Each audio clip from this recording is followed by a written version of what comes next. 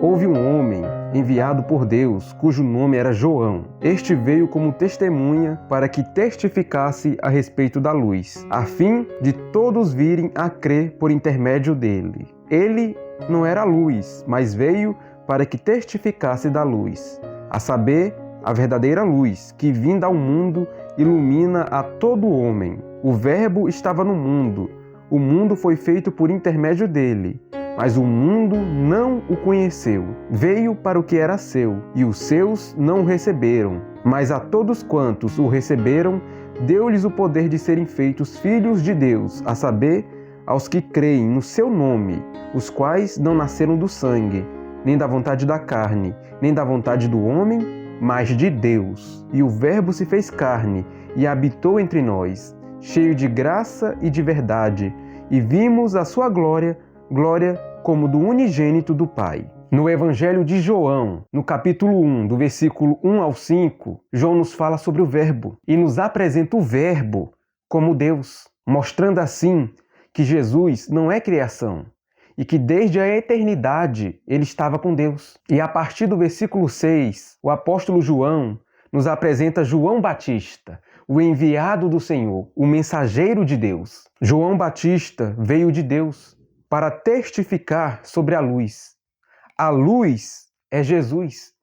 João Batista veio pregar a Cristo para que por intermédio dele, do seu testemunho, muitos viessem a crer. João Batista não era a luz. E o versículo 8 deixa isso bem claro. Ele não era a luz, mas veio para que testificasse da luz. João Batista não era a luz, mas apontava para ela, a saber, a verdadeira luz que, vinda ao mundo, ilumina a todo homem. E João Batista sabia o seu lugar. Sabia que ele não era a luz, e sim o seu arauto. Ele era a voz e não a mensagem. Era o servo e não o Senhor. E por isso ele anuncia o Verbo, Jesus, como a luz que alumia todo homem. Em Jesus, a salvação não é somente ao povo de Israel, mas a todo aquele que crê. Não importa o local, a nacionalidade de uma pessoa. Se ela crê em Jesus Cristo, ela está salva. Sabe por quê?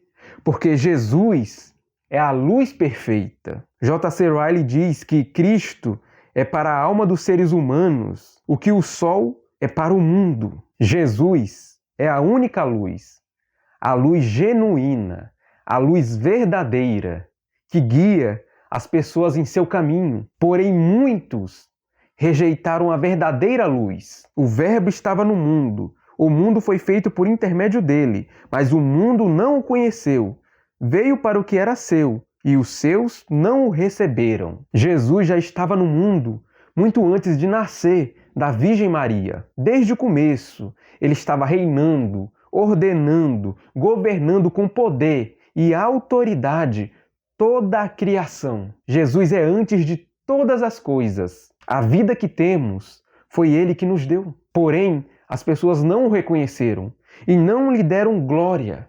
Serviram a criatura no lugar do Criador. Jesus veio para os judeus, que era o povo escolhido de Deus. E a esse povo, Jesus se revelava desde a antiguidade. Os judeus liam a palavra de Deus, liam o Antigo Testamento e esperavam pela vinda do Messias. Porém, quando o Messias veio, eles não o receberam. Rejeitaram Jesus, o desprezaram, o penduraram numa cruz. O Verbo de Deus foi rejeitado pelos seus. Mas a todos quantos o receberam, deu-lhes o poder de serem feitos filhos de Deus, a saber, aos que creem no seu nome, os quais não nasceram do sangue, nem da vontade da carne, nem da vontade do homem, mas de Deus. Os seres humanos caídos não são filhos de Deus por natureza. Somente aqueles que possuem a fé redentora, gerada pela ação soberana de Deus, é que possuem o privilégio de serem filhos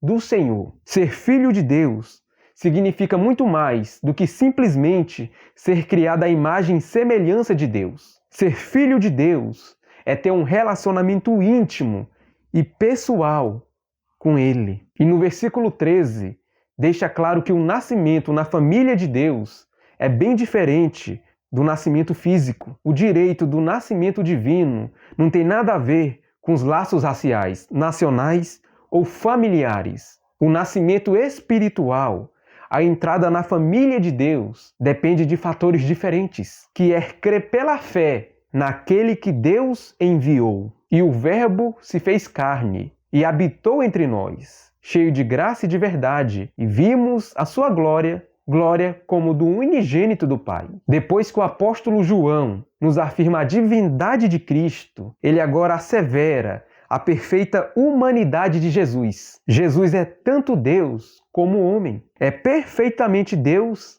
e perfeitamente homem. O Verbo de Deus, Criador do mundo, a razão de tudo que existe, fez-se carne e habitou entre nós. Cristo possui duas naturezas distintas. É Deus de Deus, luz de luz, coigual, coeterno e consubstancial com o Pai.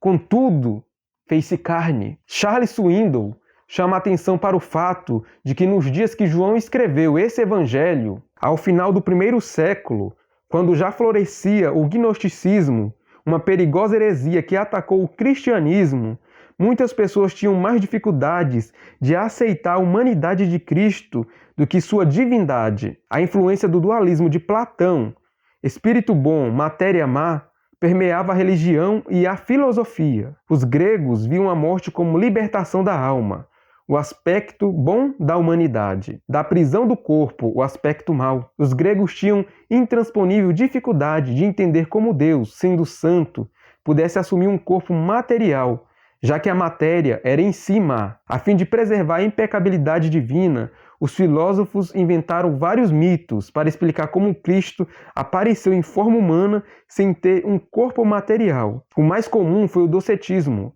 afirmando que o corpo de Cristo era apenas aparente, mas não era real e tangível.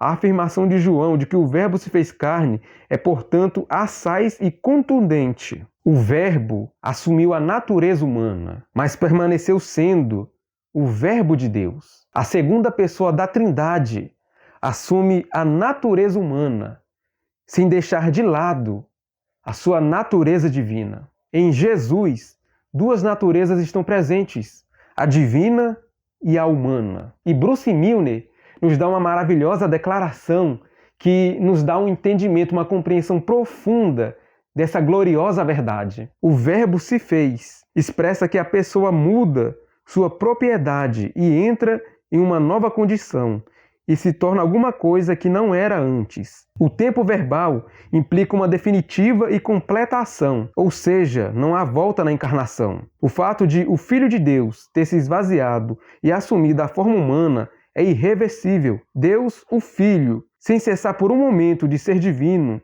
uniu-se à plenitude da natureza humana e se tornou uma autêntica pessoa humana, exceto no pecado. Em Jesus Cristo, Deus se fez homem. Jesus trouxe a salvação para a raça humana. Ele veio nos representar.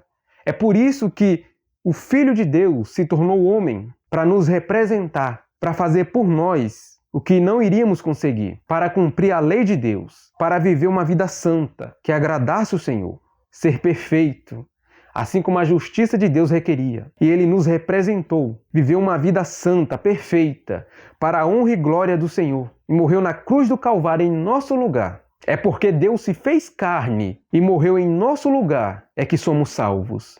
Porque se dependesse de mim e de você, jamais iríamos ser salvos. Iríamos ser todos condenados, todos. Mas Deus se fez carne e habitou entre nós. Isso é maravilhoso, maravilhoso. E o Verbo veio revelar a glória do Pai. Jesus é a exata expressão do ser de Deus. Nele habita corporalmente toda a plenitude da divindade. Quem vê Jesus, vê o Pai, pois ele e o Pai são um. A glória vista no Verbo encarnado foi a mesma glória revelada a Moisés, quando o nome de Javé soou em seus ouvidos. Mas agora, essa glória foi manifestada na terra, em uma vida humana, cheia de graça e de verdade. Veja como é maravilhoso, irmãos. Como a palavra de Deus é perfeita, como Deus é misericordioso. João nos apresenta Jesus como Deus, o Deus que se fez carne e habitou entre nós. O Deus que veio para os seus, mas os seus o rejeitaram. Mas todo aquele que crer no nome do Senhor Jesus recebe a vida eterna, é perdoado, entra na família de Deus. Jesus Cristo nos representou, morreu em nosso lugar para que a gente se tornasse filhos do Senhor. A palavra de Deus é maravilhosa, maravilhosa. Muito obrigado por assistir esse vídeo. Fiquem todos na paz do nosso Senhor Jesus Cristo.